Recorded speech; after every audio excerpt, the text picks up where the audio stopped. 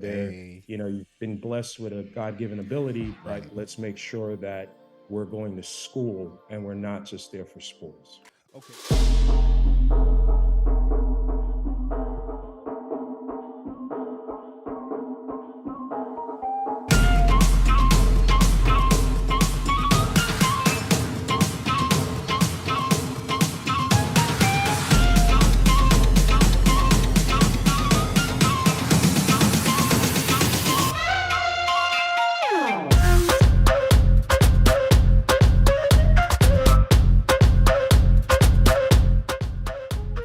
What's up, YouTube? Facebook, Instagram, TikTok, where aren't we? Pinterest, Twitter, we're all over the place. We're spread around like peanut butter. Phil Davis, Ancestry Lands, ancestrylands.com. We're coming to you live. And we got another one banger in here for you today. Folks, we've been talking to ex-NFL players. We've been talking to people giving you mentorship, mindset. I've been bringing you mindset. Millennials, who aren't we bringing to the table? We got another special guest, folks, here, Mr. Alex Coombs. You say, Coombs? Who's that? Well, you might remember my interviews from Mr. Don Coombs. It's a pleasure to be talking to you, Phil, ancestrylands.com. If you haven't bought real estate yet, you're out of the game. You need to give Phil a call.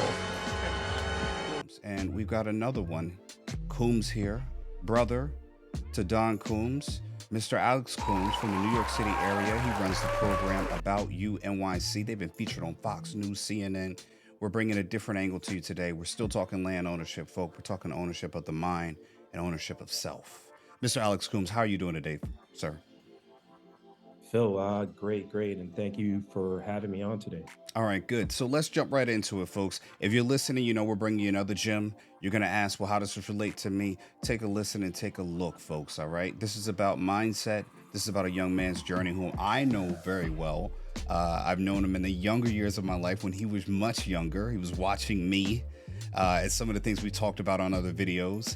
And I didn't even know when we spoke that I was an inspiration to him in some ways, but we're going to not get to that just yet. I want you to learn, look, and listen to his journey, what he talked about. So let's just talk about your program now. What is About You NYC? Spartans! What is your profession? So About You, and once again, thank you for having me on today, Phil. It's a pleasure of mine. About You is essentially, we're an outreach program.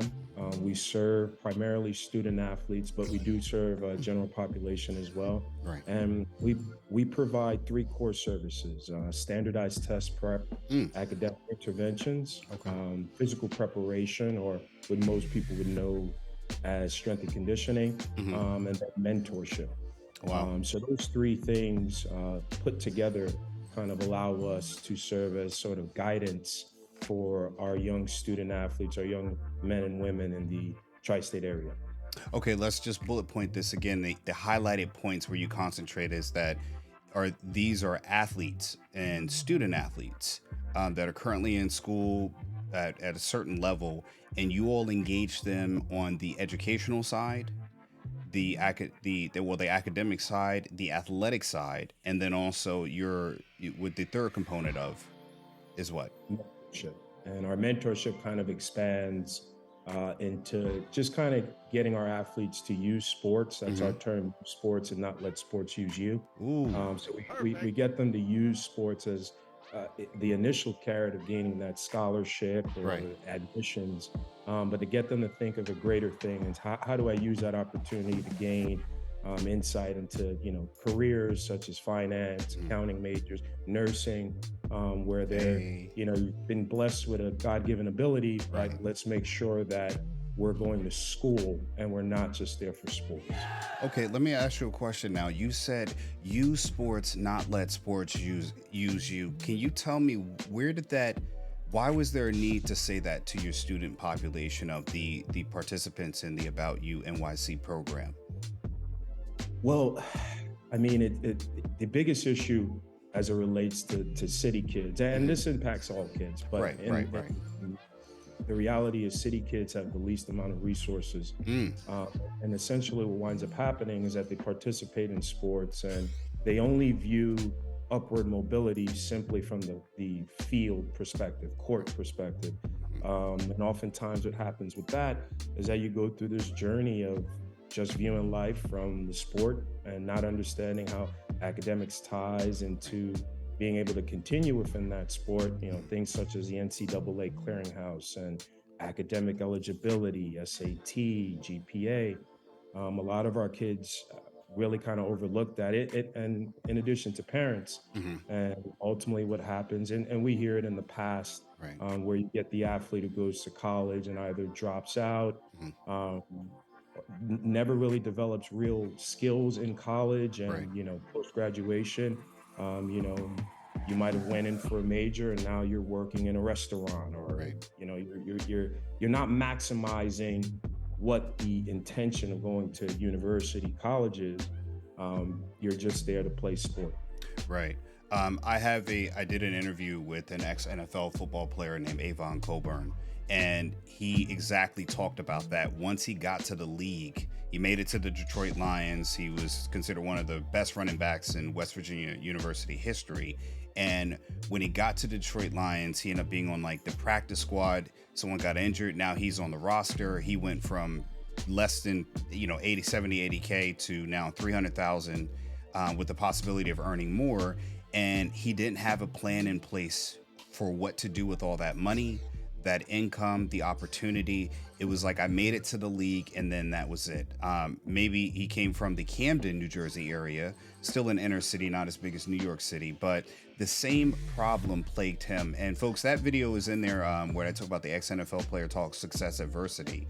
And I think where you're coming in is a great area, that you're getting athletes, students, and also parents to understand that there's more beyond the field, beyond the court, if you will. And I think that's the title of, we talked about the other day. This is, you're taking success beyond the field, beyond the court, right? And how is that, transmutated? How has that become infectious to the young minds when you're able to kind of get them to look away from the jump shot or the pigskin or whatever sport they're into, to look further, back into the books and beyond? Oh wow! I mean, the reality is, it's when we pull the veil, so to speak, Hmm. in terms of understanding what college athletics what it really is, and what it stands for 99% of the population that's involved. Right, Mm. only less than 1% make it past college. Right. So when we began to tie the sort of knots, or connect the dots to, hey, you're here for an opportunity post graduation to join the real world. Right. The reality is, you're not going to have a pro shot. Right. So how do we maximize what this scholarship actually means? And what we began to do is kind of connect them to non-traditional fields. That was our first introduction into informing parents, right? Essentially, what would happen traditionally, you would have a scholarship athlete who would go off to school and either major in liberal arts, and this is not an attack on majors, but Right. essentially what the pattern was, or the roadmap is, you go to school, Hmm. you take up a major that doesn't give you an actual hard skill. Right. So what happened, and for the simple and sole purpose of just going to school for sports. Right. Right. So Right. this is an issue that is not just a lack of information. This is essentially the setup of college athletics. You are there for that reason, and that reason is to serve the athletics department. Hold on, Not Alex. You know you about to make a lot of people mad with that statement, right? Oh, absolutely. That's our mission. Right. Go ahead.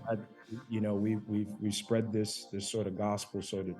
so to speak, to everyone, and why folks really support us is because we're really trying to get folks to understand how important this is. So instead of advising our kids simply on athletics or just the standardized test prep to get to school, Right. no, if you're a young man who's a running back, or you're a Division I point guard, or a Division III field hockey player, let's make sure that you're going into majors such as engineering, fields of medicine, finance, as opposed to liberal arts or things such as that lead you to graduating and not really having an opportunity to do anything else. Right. So we kind of made sure we followed, but essentially what we did was connect our athletes with leaders in industry. We lucked up in having a board that is heavy in finance. So that was the first avenue we exploited. Got So it. how do you become a CPA? How do you get into investment banking?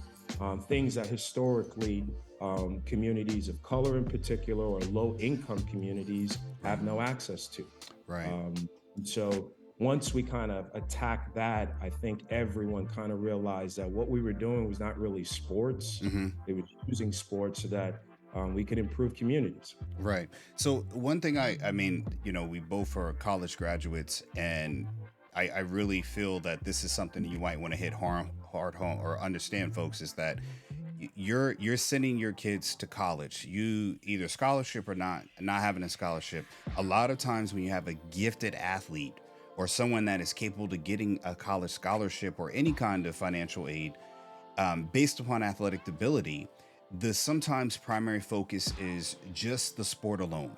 Um, a lot of times I've seen people in my high school, they couldn't go to better colleges because their SAT scores were not up to par. But it seems like you all are teaching other skills on maybe how to study, and in improving their academic proficiency or their ability to be able to become better students so that way they can have a better outcome for success. Is that correct? Yes, so it's one of our approaches. So we expose them. The first barrier for most kids is just becoming eligible. Right. So we attack that through standardized test prep. Giving them guidance along the way in terms of if there's an issue with a particular class. For most kids, it's math. Right. We'll then figure out how to provide them with services to help them throughout their school year. Right. Then the second approach is to expose them early on.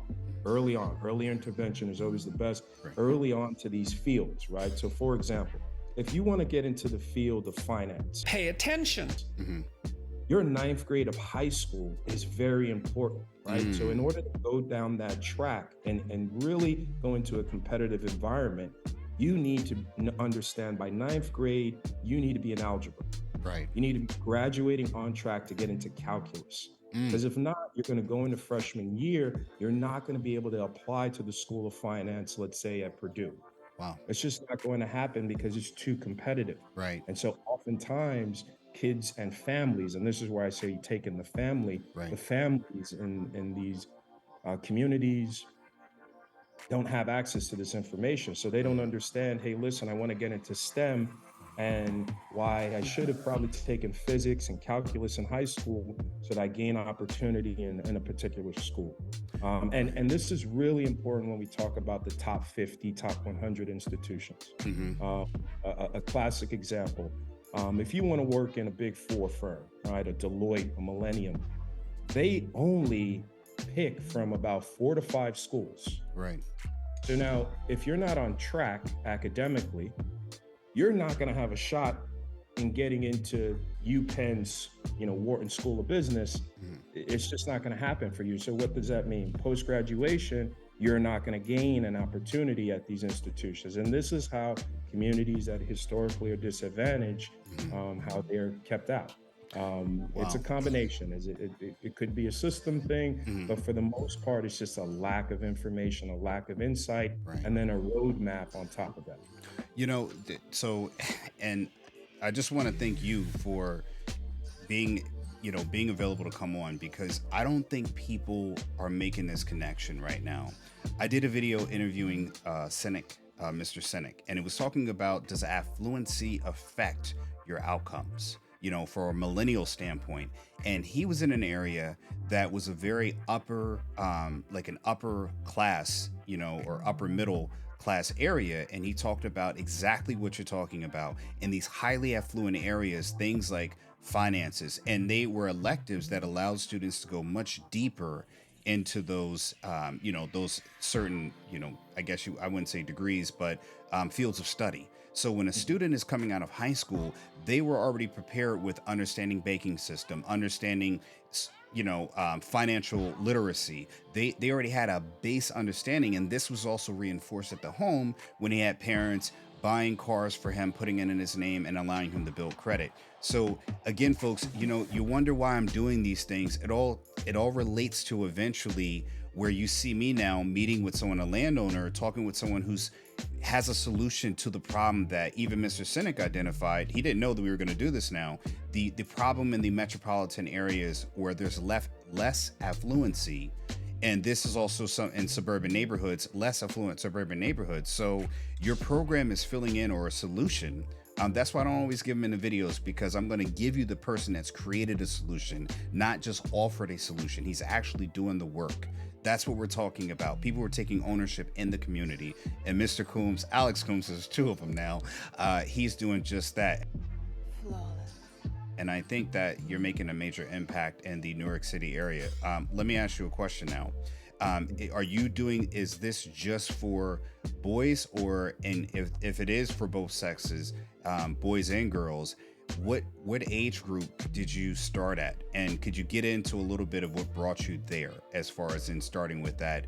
How did you find a market for yourself? So our program serves both boys and girls. We start early. We start at 5 years old, and we are in the lives of our student athletes forever. Right. So this is post-graduation. We're involved now. We've done it. So no, we do with our student athletes. We see them throughout their entire journey. Being an About You member truly means you're joining a family. That's how we view it. And so we help them with, once they're graduated, we're helping them gain internships and job placement. Okay. Let me just go back again. Let me ask this question. So let's say I'm a parent. I actually have a 6-year-old and an 8-year-old. So so people can understand what you actually do in like a process format. I have my son's 6. I'm going to bring him to you. What starts happening here? So the first introduction is through our athletics program. Okay. Over here, we utilize the Harlem Jets program, where I'm also the president. So we'll meet them in that capacity, and it's a multi-sport program, so it's not just football-based. It's basketball, it's lacrosse, right. It's Roman Greco wrestling. So that's the initial meeting. And from that point, we kind of chart your child both physically and academically. So a part of joining our program, one of the requirements is that you have to provide us with weekly attendance, weekly progress reports, so that you maintain eligibility for our athletics. So we took that NCAA motto and we took it all the way down to elementary year, right? Because why wait son, till where'd you find this? Fix habits. Now, by then, you're essentially a fully developed person. So the most important years are the elementary years. So we get in there, we provide them, as I said, athletics, and then we follow them through our grade monitoring process.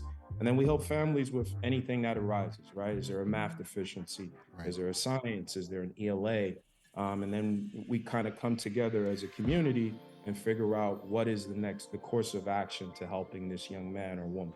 Okay, so what you said an ELA. So let me ask just 2 questions. First question is, you're doing that at a separate facility. This is not an on-school program, right? It's in conjunction with the school program itself. Yeah, so we're after school based. Got it. Okay. All of our kids are after school. So we kind of serve as essentially a guidance or an extension, an add-on, if you may, to your pre-existing school. Now, it's very important because schools are overwhelmed, right? So I don't want to attack a school system or... So I told him to take his seat, and here comes this barrage of insults. I mean, some of the words I've never even heard before, and I was just stunned. And I said, well, sit down. Anything like that. The issue here is that it's a manpower, it's a resource thing. Right. So for example, in New York City, there are over 400 kids to every one guidance counselor, right? It's impossible. Right. It's impossible for a school system to be able to be efficient in that way. So once we identified that problem, the next step was, well, how do we fill in the blanks? Right. So that's essentially where we come in. We take pride in filling in the blanks, working together in unison with public schools, private schools, boarding schools, because this is not just something that impacts public school. Right? You'd be surprised at schools that have resources for example, don't understand the NCAA clearinghouse. Right. So that's a deficiency for the private school kid. For the public school kid, it may be a curriculum-based thing. So what we do is we identify what the issue is, and how can we create an action plan to get a young person opportunities. Yeah, I went to a private high school myself, parochial high school, and definitely the training, while the school is academically excels academically, the sports programs do not typically, they're not as high up ranked in the same way. So that's where, again, you offer to the private school, parochial school parent, there's a benefit there. So this is at an actual facility that you're a brick and mortar location, correct?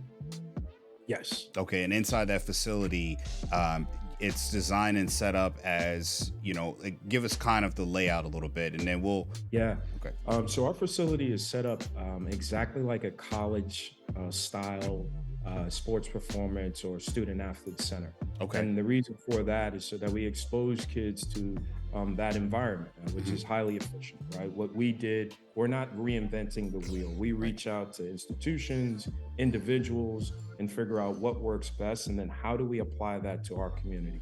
So our facility has a weight room, has a classroom, has a student lounge area. Right. And we kind of give that environment so that kids can kind of view this as a safe haven, as a community center, and making sure that we're attacking every aspect of their student athlete life. Right. Wow. Okay. So, man, I think about if parents had access to this when I was younger, and it sounds so amazing.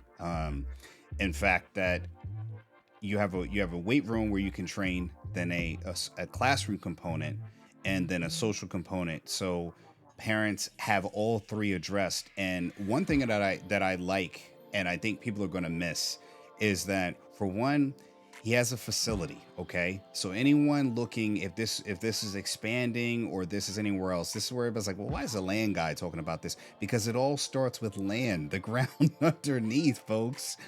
This building was a building before it gets turned down, remodeled, reinvented, but it still deals with land. Land is always the bottom up. And the other part is that, like I did a video with your brother, Don Coombs, and it was like, who's in your circle? The mindset, who are the mentors? The kids are being exposed to, they're not only being exposed to, they're seeing examples of other people who are trying to become successful. Their environment promotes learning, motivation, positivity, and they get to also be exposed to private school, kids in lesser economic, different levels. So they're getting prepared for the world they're going to enter in, and they see things outside of just their neighborhood. They interact with people, different races, different cultures. So again, they don't view the world from that isolated experience. And that's what the future of the children need. They're competing in a global economy, folks.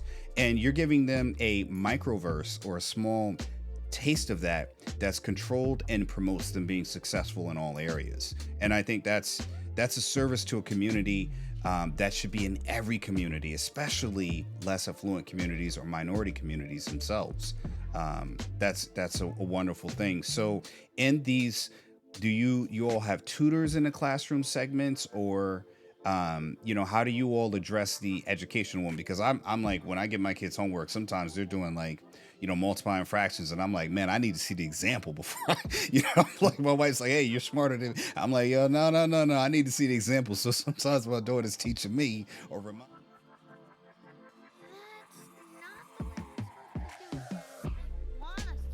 I don't know that way. Why would they change math? Math is math. Math is math. Me or reminding me how to do this math, and I'm like, all right, now I know how to do it. Now I can help you, but I don't know anything. I told her, I was like, I'm gonna fail this test if they had to give it to me, so I can't be mad at you. It can be overwhelming, especially with the new curriculum style. Common Core, math is different. It's just a different world that you and I both grew up in. And as you said, I think you said it best. It's because we're competing globally. Right. It's no longer a national thing now. It's the entire world. And so what we do is, my partner's background's in academics. And so his background with us, business partner, folks, not he's Yes. has Yeah. My children. So business yeah, partner, business partner. George Lanisi, So you he lucky kind ladies looking at this nice, handsome young man, he's the business partner, folks. yeah, Sorry, yeah, I yeah, didn't mean yeah, to yeah, cut you off. exactly, I want to make sure they yeah, know. It's like, all right, man, all right, these guys say they're married and they got kids and stuff, but I don't know. You know what I mean? yeah, Go yeah, ahead, go no, ahead, no, go ahead. I'm joking. exactly. So, yeah, my partner, we've identified we've locked up and had some really talented and dedicated folks who have backgrounds in education. And what we do is essentially all of them have teaching experience in a school setting. They now come to our facility and they apply that same wisdom, knowledge, curriculum setup Right. as if you were in a regular day school. Wow. So we surround them with as much academic interventions as possible, from everything from IEP, recognizing issues that might, be beyond Mhm. just understanding material, and there can be an underlying physiological issue, Right. um, a psychological issue, or just filling them in with potentially, just deficiencies at school curriculum, not having enough resources, manpower. Right. We just come in and we figure out what the game plan is. Every student is different. Hmm. Um, and we make sure that we identify that, and then we create an action plan based off of that. Right. I mean, that's so awesome because I think a lot of parents, especially over the last 2 years, with the disruption in the world, kids are falling behind. And we as parents, I always tell my kids, the timer's still ticking no matter what. Where you talked about the college level, and I want to get parents and just people, even college students, everyone to understand is that in your colleges, when you see kids from other countries, like I live in an area where a lot of people come from Eastern India, they're coming and they're not taking jobs, they're qualifying for positions, software, IT, they're working in these companies. That's the global economy we're talking about. When the younger kids graduate, they're automating McDonald's where they don't have human service. So no longer can you go at these low entry level jobs. Your degrees now need to be competitive to the migrants that are coming in, the people that are coming in, whether citizenship or non-citizenship. Your children and even you at a later age are eventually going to come up against, are you qualified or do you have enough skills? Alex said the same thing that I've been saying again. The skills. Do you have enough skills to qualify for the emerging or evolving economy in the future? And that's something you're preparing them for. So let me ask you a question, right? We talked before. I want to get into cost because, again, I want to tell people is that, we're looking at the program now. We need to kind of go back. We need to go back to understand. I've never even heard of a program like this outside of when I was first introduced to your program. And I've never even, the imagining of it, you would think it would be so common, but it's not. And how did you get to, what's your origin point? We talked about this the other day. The Coombs brothers, we talk offline, and it was an amazing story of how you got to this point and your journey and your costs. And I'm going to tell people all the time, the reason why I want you to focus on this is because this is how nursing is practiced. I've been a nurse for 20 years, and we talk about not just looking at our patient in drug and pills. We look at socioeconomic things. We look at the patient as a whole. And when I talked to Alex, I said, man, this guy, that's what he's doing right now. So, but this didn't start off at About You NYC. It started off somewhere else for you in your journey. Can we talk about that for a minute? Yeah. So, like most stories, my story kind of comes from my own personal trials and tribulations. Mm-hmm. Um, I had the fortune to have an older brother, Don, Yep. who was a Division I athlete, and in our area, he was a very good athlete, and we attended the same high school, and he Right. was an all area player. So I got to see the process of recruiting. I got to see official visits, Right. what that means. I got to see him grow up as a student athlete on campus. And, when I say you play a major role, that was an example. All of those Right. experiences kind of mashed together gave me a great vantage point. One example I could give, just when I say that you play a role and not knowing it, one of the young men in our program, Justin Covington, who's a starting running back and one of the all-time greats at Villanova, he had a very unique situation. I fast forward, I was able to coach him in high school, but this was a young man who wanted to go to school and not, go down the route of liberal arts or, Right. Sports management, criminal justice, things that kind of like, what can I really do with this? Right. He looked at nursing. And up until that, he was asking folks, and I just so happened to have met someone in my younger years who's not only a collegiate athlete, but in a nursing degree, which for a lot of folks seems very hard, right? Because if you understand even how to register for classes, some universities could care less if you have practice. Yes. So if you have practice from 12 to 4 and there's anatomy and physiology 1, well, guess what? We could care less. So you're an athlete. Right. So how do you get this done? Yep. And I had the fortune of meeting someone and saying, hey, it can be done. Right. It can be. I've seen it done. I personally know someone who went down that route. And so this young man was really hesitant on selecting a major. And when we had that conversation, I said, hey, man, I know someone that Division I athlete, all area in their high school, all of that, and went off, no excuse. You can do this, young man. And he went off and he did. He graduated in 3.5 years, cum laude, team captain, and now he's a nurse in the Philadelphia area. Wow. So congratulations to that young man.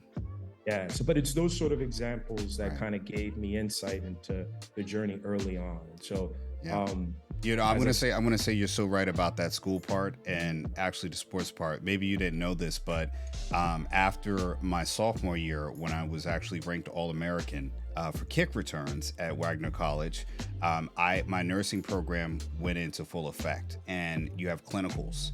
Clinicals are you're in the hospital, you're learning your nursing trade, and those are set hours. Football also happens at that same time, and I couldn't do both. And unfortunately, after meeting with coaches, there was nothing I could do. I had to make a choice. Luckily, I was a dual college athlete and I had a track scholarship as well.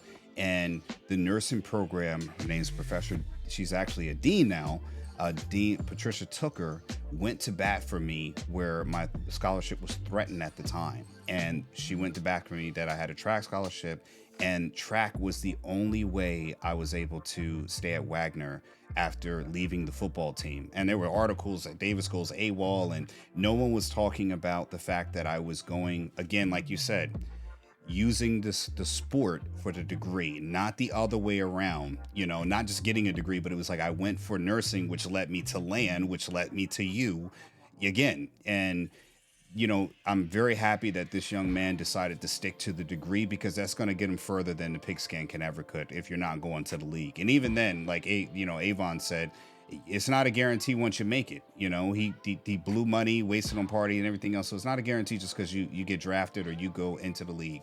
I'm going to give it back to you, but I just wanted to share that because, I've been a nurse for 20 years and nursing got me to land. It got me to traveling all around the country, to be working during COVID. And now I'm back, and it's like, wow, that there was no one was going to bat until Professor Tooker. She's a dean at Wagner College now, and she went to bat for me, and I stayed in the nursing program. People in my family were not happy with that, because you can't be an All-American ranked top 5 in the nation to Brian Westbrook, who was number 1 at the time from Villanova again.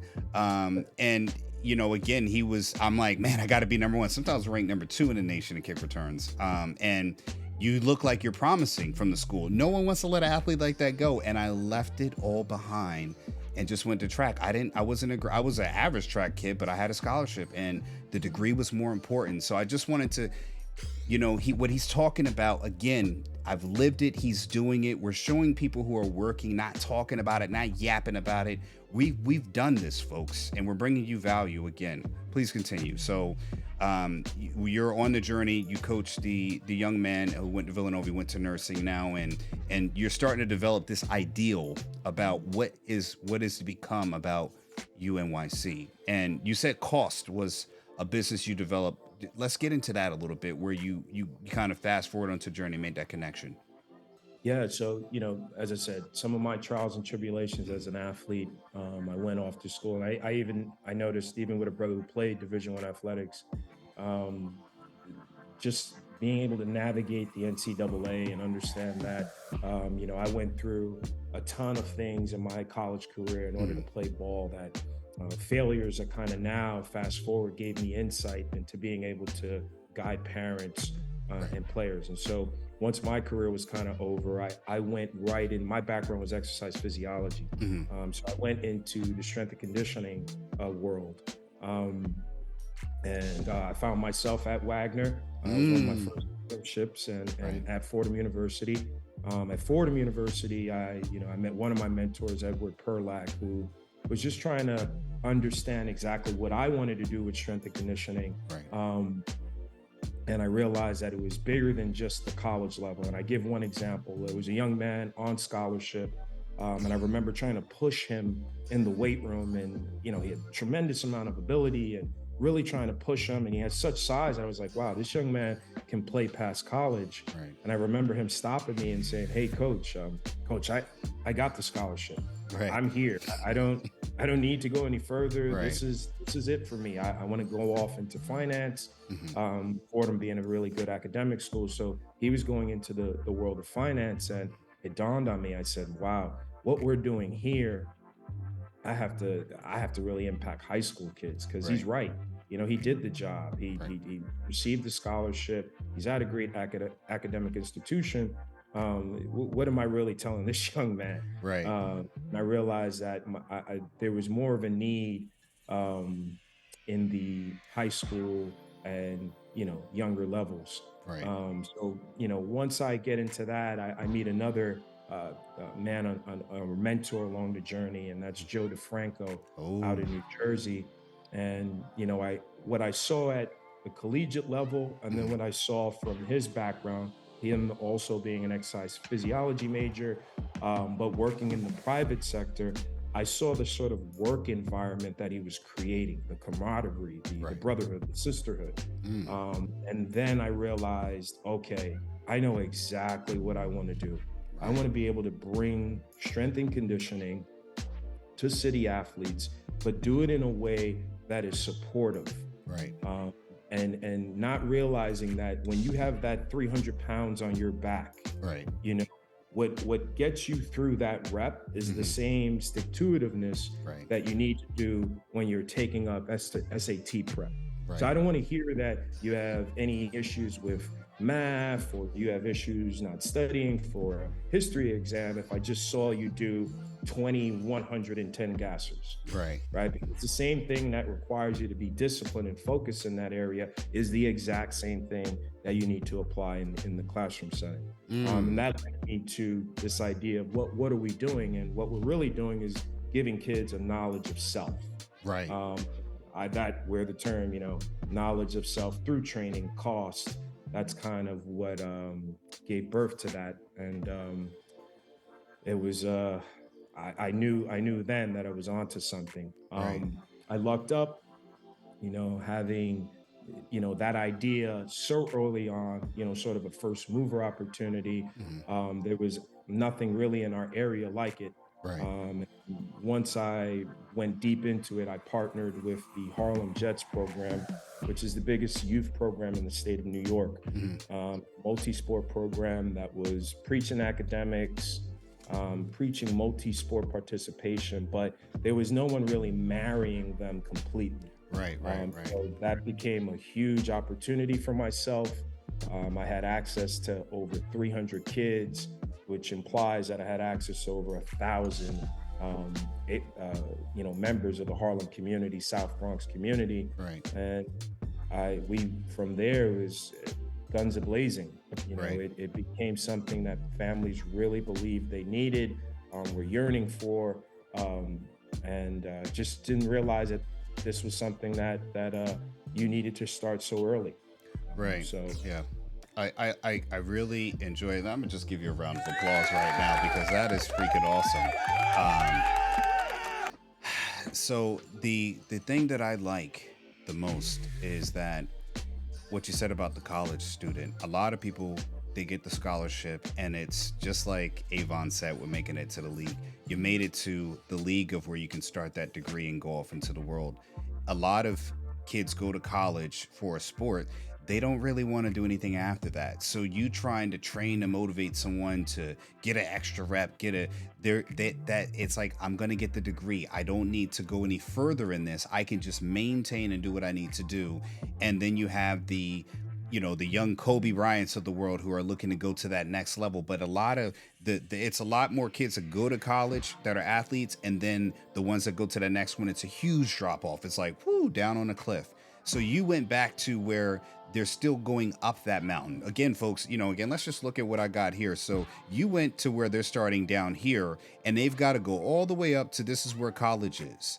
And now the kids are going down to get a degree, and that's all of that stuff where they're going on the path of life. But they're already in the upper elevation. So this track here, it's not a lot to traverse when you get a degree and you're going to get a job. That it's just, you got to go up a lot less than you did when you traveled.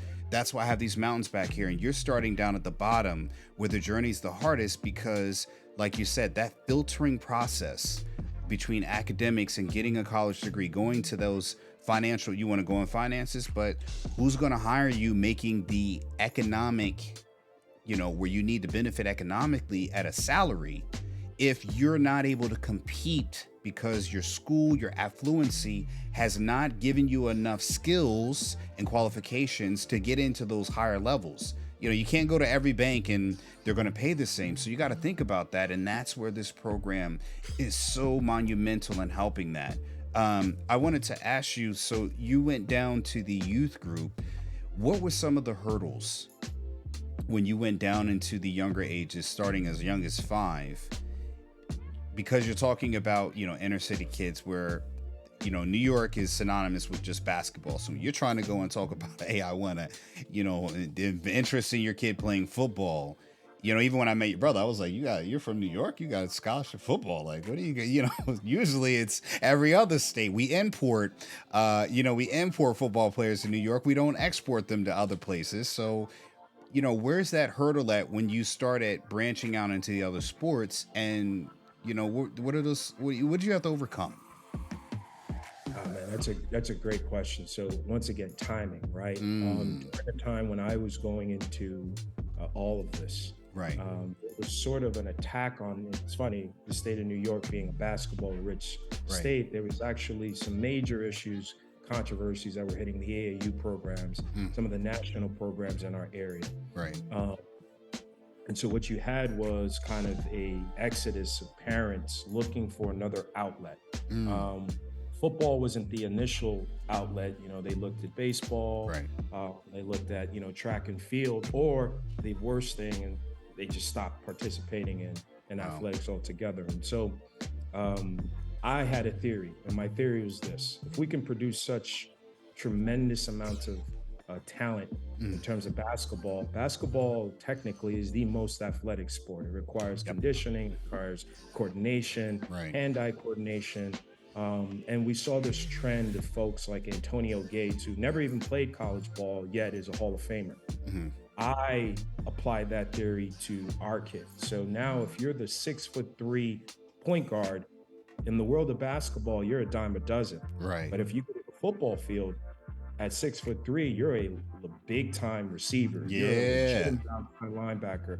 You're a legitimate corner. Right. And if you're a small forward, 6'7" guy, you're Charles Barkley type who, is power forward, but you're not a traditional power forward. You put your hand in the ground and now you're a tight end.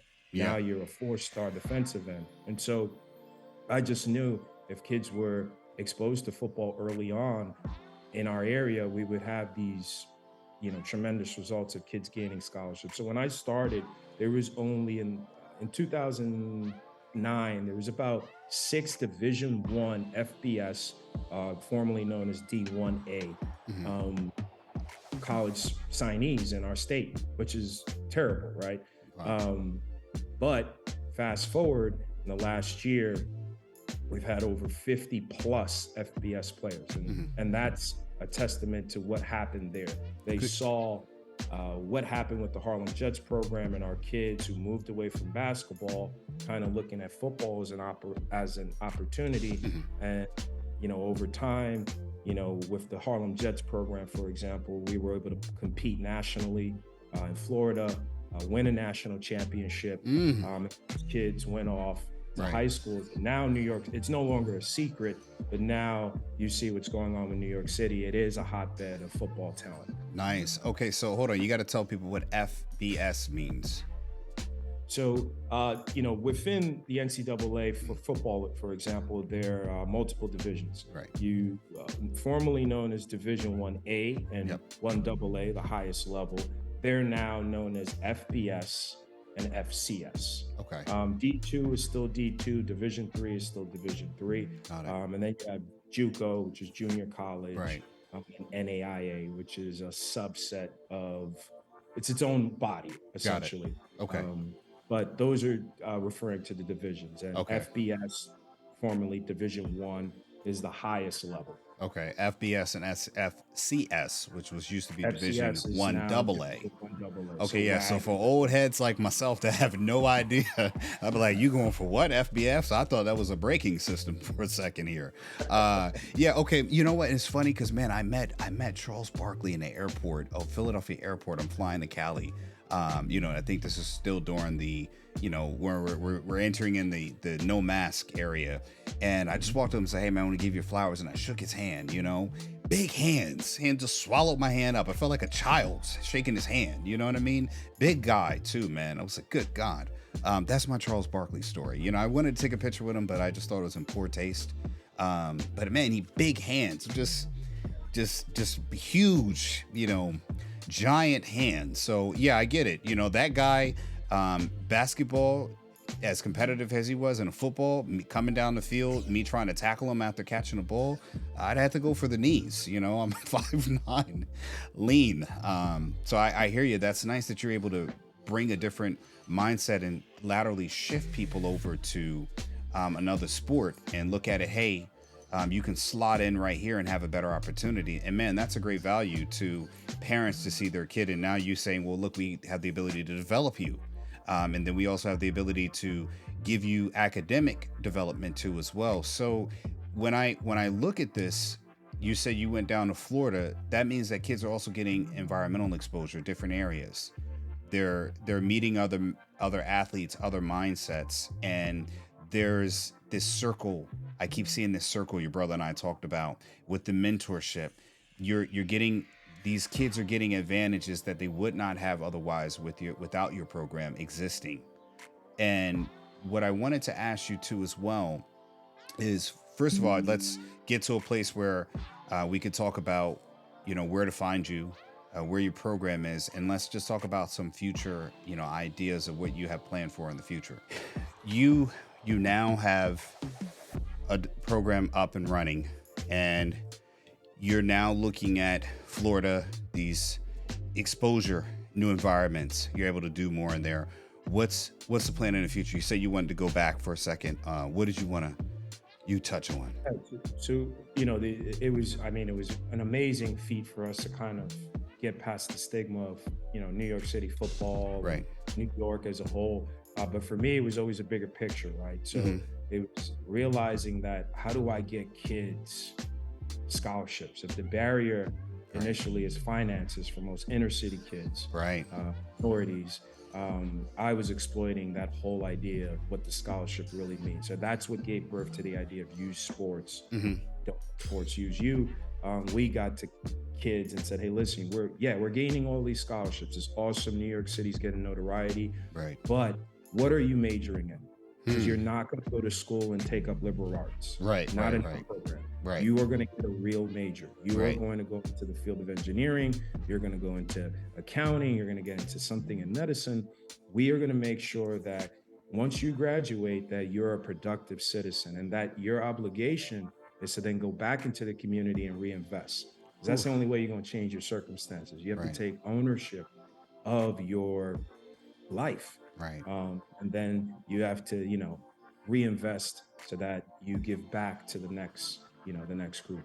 Right. And so that's kind of what gave us an edge. Once again, that first mover, folks were kind of stuck on the scholarship. No, we are talking about what you do with the scholarship. And Right. now we're at the point where it's what are you doing when you graduate? Right. And so, yeah, I think that's what gave explosion to our program and created more and more folks wanting to join. Right. I think I'm gonna say the biggest benefit is that if you look at what's coming out now about college students and what they're majoring in and what they think they're going to make, most of the degrees that are selected by college students, they think they're going to make over to $100,000, and they're not. They're low 50s. Actually, I did a little study, and I think I don't know if I talked to I talked to maybe your brother Don Coombs, and I said that only 10% I heard of the American population make over 90,000. So what you all are giving them is high paying professions, which changes economic outcomes when they go to have families, when they go to reinvest back in the communities, because now you have knowledge being brought back that is not within the circular 50,000, 60,000. And now you got to live in an expensive area like New York City. Even if you go to other areas, look at the houses now, right? Look how much real estate has gone up. Your qualifications for these things are going to matter. And he's talking about this in the younger years. So you're not limited to you whatever the school is. You now are being prepped to go to the school by your choice, which is the degree of what you're doing to individualize outcomes. The school system doesn't even do that, you know. So because we're obviously, folks, listen, I just want to let you know, Alex is going to be back. Okay, you're going to see more of the Coombs brother, right? It's you like a little older, a little younger, you know. That's all you got to ask yourself, okay? But listen, you got to sign up for his program first, then you can talk to him, okay? So if anybody's watching this and you do end up talking to Mr. Alex Coombs, just make sure you remember and say, hey, I saw you on the Ancestry Lands channel, YouTube channel. That way he knows that you came directly through this, and maybe he has something in store for you, some extra goodies, things like that you can be a part of. And maybe you'll get a chance to meet me. You know, I'll be at one of his programs, festivals, and then come up, give me a handshake. You know, let's get a picture together, folks. Alex, where can they find you at? Where are you present at? And as far as online social media? Online social media, you can find us at About You NYC. NYC is not the official name, so we're About You Outreach. So if you find us on our website via the internet, it'll be aboutyououtreach.org. Okay. The intention is NYC, About You serves NYC, this area, but we're going to grow. So there'll be an About You Charlotte, there'll be an About You Atlanta, there'll be an About You LA. So we're right now at About You NYC. Right. But yeah, you can follow us on Twitter. That's our biggest home base. Instagram, and TikTok as well. As Nice. Now we realize that's where the kids are. So Right. we have to meet the kids where they are. Right. So you said About You. Now listen, it's you as in the letter U, not you as in YOU or Detective You from Russia. No, I'm just kidding. But it's You! Who? You! Who? Do you understand the words that are coming out of my mouth? Don't nobody understand the words that are coming out of your mouth, man. but it's About You as the letter U, NYC, like New York City. So just people know that's the correct one. And we'll put that down in below so that way people can see it as it's coming up and you're talking about it. So let me ask this question. You said you're going to be in different areas. And this is why folks never understand how this connects to land. You're obviously wanting to move in different areas. I doubt your plan is always, and here's the thing I understand about land and land ownership. With buying an already established brick and mortar, you now have to be stuck or confined to what that building's size dimensions are, and it doesn't give you freedom of choice. So in connection where you say a guy like me in land ownership, where do we connect that on that? Where do you, obviously you're looking for facilities that you can build, if ideally from the ground up, and that's where land comes into play. Because now, you know, let me just ask you this. If you had the right amount of acreage, what would a facility look like if you had the unlimited budget, the way you wanted to make it? Oh, wow. A facility would look similar to what, you know, let's say one of your major Division I programs, an Ohio State Student Athlete Center. Wow. Where it truly is a center that covers all the basis of a student athlete, from nutrition to academics to career services departments. It would be a very large unit that would house everything from PT to medical services, Wow. everything. It would be a fully encompassing, center that kind of goes beyond just the, you know, academic athletic. It's more of a holistic facility that would have everything. Wow. The best example I can give you in our field would be Exos. Exos is a large facility where a ton of the, NFL guys that are prepping for the combine, Hmm. they'll go off to this facility, and you have PTs, you have nutritionists, dietitians, you Wow. have your, just a full out staff that's there to kind of tailor to all of your needs. I want to bring that down to the community level, and that's expand on that. Let's have everything from mental health counseling to interventions with food. Right. How to grow your own food. Our communities don't understand those sort of things and how important they are. Right. Have a one centralized place that kind of attacks all of that. Right. It would require a ton of space. So that's Right. why, in order for this to grow and to become a national nonprofit, you really need ownership of land. Oh wow. So I mean I'm envisioning it now. We, for all you manifestors out there, we just spoke it into existence. Now I'm looking at something close to a couple, 50 or so acres, and this is, imagine folks having this in your area. You have a large compound that is not reserved for college students or NFL students, where you're, like Avon said, I was injured as in my high school career. I actually got injured in my late I tore a muscle in track season, and I completely tore the muscle. Avon too, you have to go to these specialized doctors that are limited.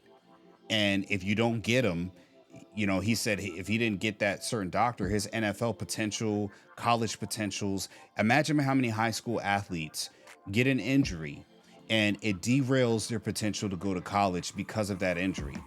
And then you have other factors like health insurance, these other limiting factors that are based upon your current economic standard, that you cannot get access to these areas that now you're looking at. They would be specializing in rehab. These areas that your nutrition for training would be addressed right down to the individual athlete, where now your physical therapy, even if I imagine this would be a place that, if you were an athlete, maybe high school, and you got injured, you can go there to get physical therapy instead of doing it through your traditional physical therapist. So it would be athletically inclined, whereas you're going to a person who may or may not have played a sport in their life, or maybe have done it years ago, and there's no ongoing training about sport-specific physical therapy or occupational therapy. And the list goes on.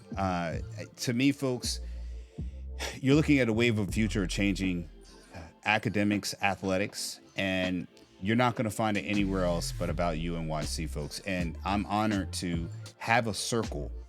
When people are looking at buying land, they're looking at other things that they connect to. And Mr. Alex Coombs is talking just about that. Folks, we're going to have him back. Alex Coombs, I want to thank you so much for coming on to the show. I want to have you back we're going to get into a little bit more of how you started, who you are, because I want people to understand that this version of him, I didn't know, okay? This was, when I knew him, he was just Don Coombs' brother, the little bro, little man over there. And now he's something completely different. And then it inspires me that I've even inspired him. My story, my journey, meeting this kid, I'm like, okay, he's a little brother. Let's go to the club. What are we doing here? You know what I mean? And I met I met Don's father, your father, and I never forget those days, man. It's wonderful times in my younger years. But, Alex, thank you so much for coming onto the show.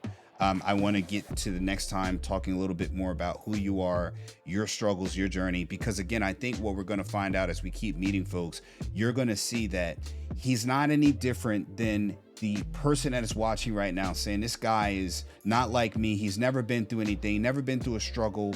He doesn't know what it's like, and why should I listen to him? He's going to talk about that next time we're here, folks. You're going to get to the real. We're going to get down deep, folks. And for now, go to, you said About You NYC, or About You Outreach. aboutyou.org, correct? Yes, that's our website. And then on our socials, it's at About You NYC. At About You. So if you're on social media, IG, you get off the tick thought. Graham, you know, stop looking at booties and go look at About You NYC on the social media, folks. If you're going on the website, go to aboutyououtreach.org. We'll have that down in the below so people can have it there. And make sure that you let, you know, Mr. Coombs know, be inspired by this story and see the videos of what he's been doing. All right. How kids have been benefiting from this. All right. Alex Coombs, thank you so much for coming. Ancestry Lands, ancestrylands.com. We're bringing you ownership. We're bringing you mindset. We're bringing you leadership. We're bringing you so much more. I'm so excited, folks. Yo, we're up to like almost 40-something thousand subscribers at this time. My growth, woohoo! Man, it's great. And I have Alex here. It's not just about me. My world is becoming bigger. The circle's bigger, folks. And we're going to bring you all into it. We're going to offer you more value, more entertainment. I hope I've been entertaining. Alex, I've been entertaining, man. What are you talking always, man. That's the guy I remember growing up, man.